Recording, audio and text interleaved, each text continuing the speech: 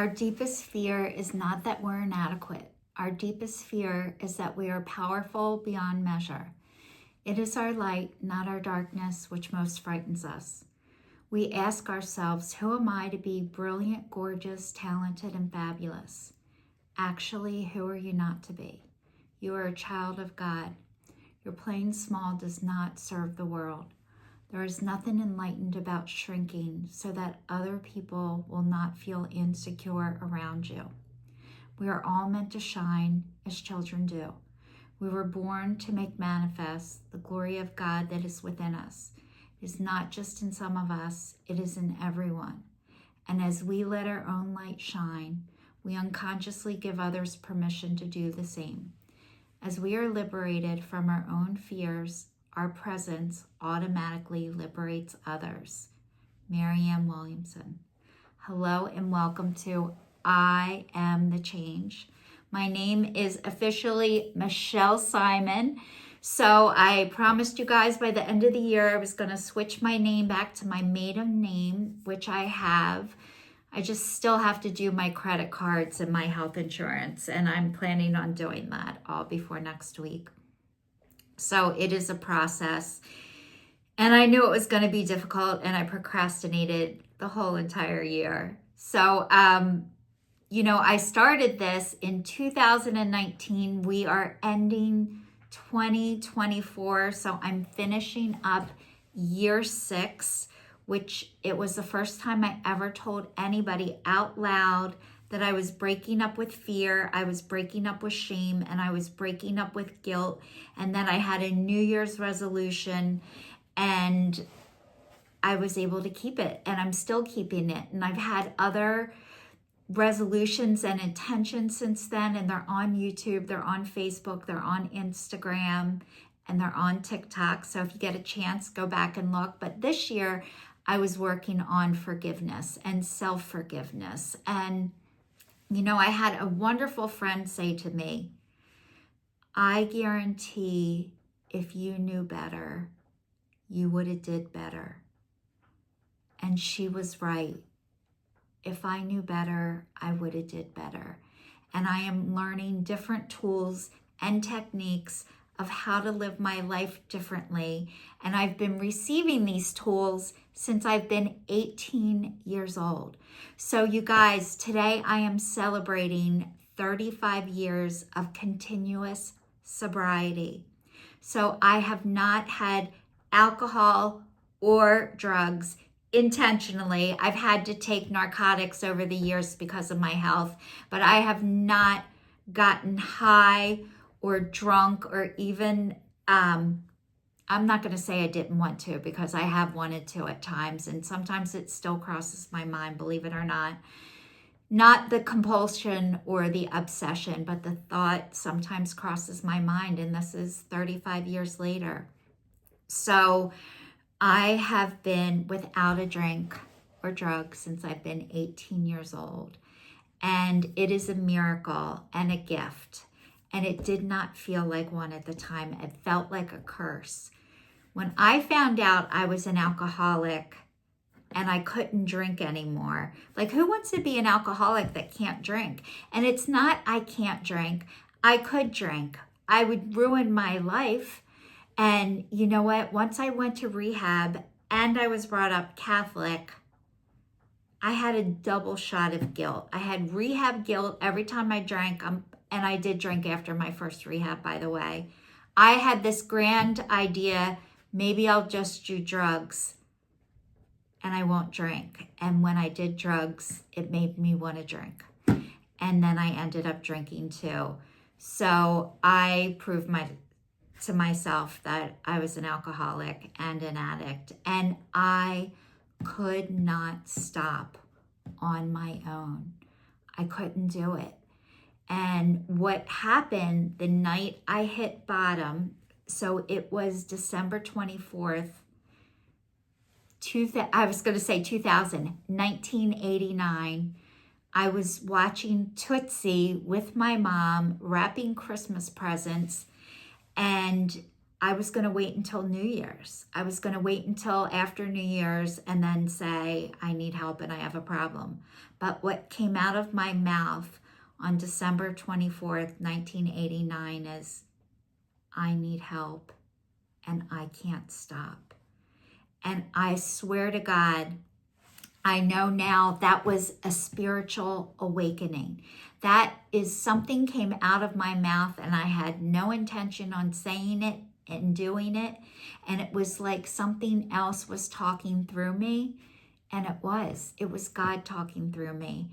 I didn't know this at the time, but I was ready. And I did not, even though I wanted to wait until after New Year's, part of me always was into signs and karma and tarot cards and, psychics. And I knew that if I drank or did drugs on New Year's Eve, my entire year would be ruined. And that's how I thought. Not like one day at a time. I thought if I do this on New Year's Eve, my whole year will be ruined. And that's how negative I was. I could not think of anything positive ever.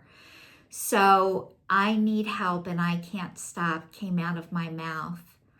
And my mom told me to call the rehab that I went to.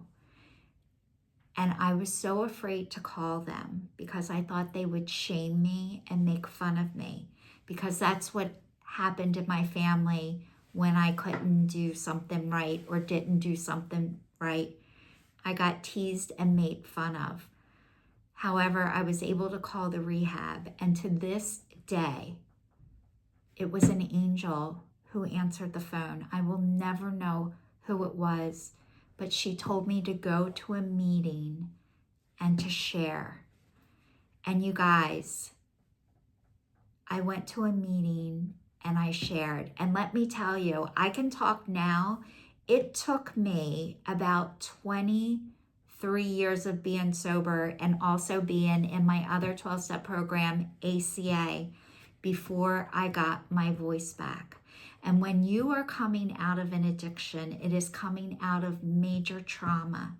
And for me, I couldn't talk. So for me to say in this meeting, I don't even know what I said. I cried and they said, keep coming back. But it was that woman on the phone who didn't guilt me or shame me. I didn't feel judged. And I was able to go to a meeting, and then I was able to get back into rehab on January 1st, 1990, because if I went before New Year's Day, they wouldn't let me in because it was too close to the last time I went, which was August of that year. So I waited. I went to meetings all that week. I went to my first New Year's Eve sober dance, which was incredible. I don't want to say but I say So I ended up in rehab in Malvern Institute on January 1st, 1990.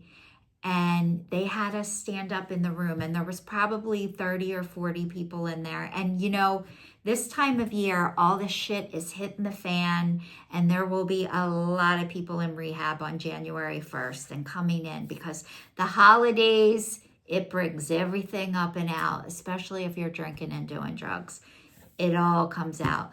So I ended up standing up. The counselor had us all stand up, and he said, so many of you are going to die. So many of you are going to relapse, and only 2 of you in this room are going to stay sober. And I'm one of the 2. I remember hoping I was one of the 2, but I didn't know. And who the other one is, I don't know. But I was one of the 2.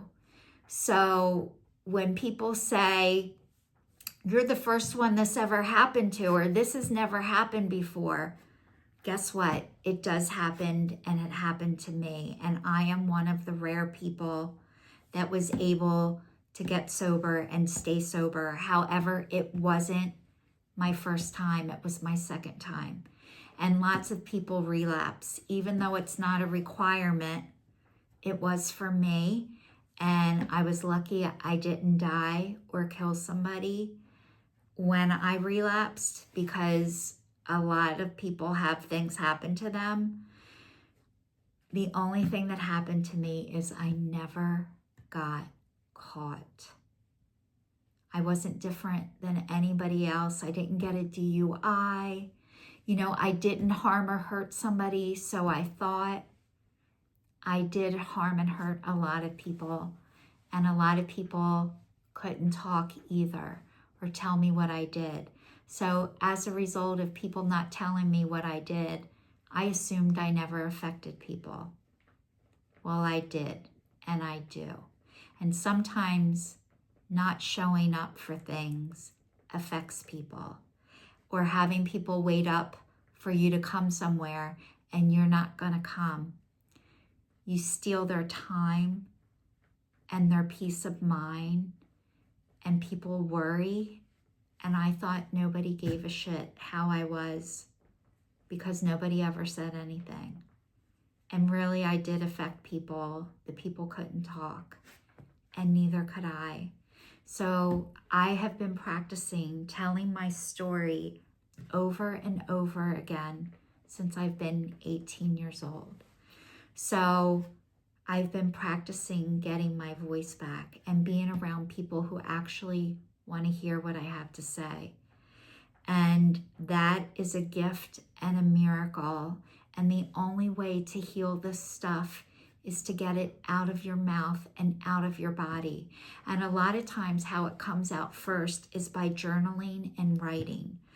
But carrying trauma with you, it definitely leads you into addictions, and it makes you physically sick. And you guys, even though I got emotionally and mentally better, all that trauma was still in my body, and it's still coming out now. And I got physically sick, and I ignored it for as long as I could until I couldn't ignore it anymore. And you guys, I just came back from the Mayo Clinic the end of November. I've had my first official flare-up with my leg burning again, and I was doing everything the right way. So I'm in a massive flare-up with my legs burning, and my chest is starting to hurt again. And I don't know if it's my ulcers or not. I think it might be. I just got a esophageal, what is it? No, I just had an endoscopy last week and an ultrasound, and my ulcer that was 15 millimeters is down to 4 millimeters. And it's because I'm off of the sugar, flour, wheat, and caffeine. I'm also still drinking cabbage juice, which juicing is no joke. And I drink aloe juice. So that has been helping heal me. But a nutritionist told me it's going to take over a year to heal. So I started getting my chest pain again. And it freaks me out because I don't want to go back to where I came from. And I don't want to go back to where I came from with my alcohol and drugs. And I don't want to come back to where I came from with healing from my ulcers or my back stuff. But sometimes you can't control everything. God is in control and not me. And the only thing I can do is work with the tools that I have and do the best that I can, which I am, and I know everybody else is too. So I want to say thank you so much for watching me. Thank you so much for tuning in, and stay safe.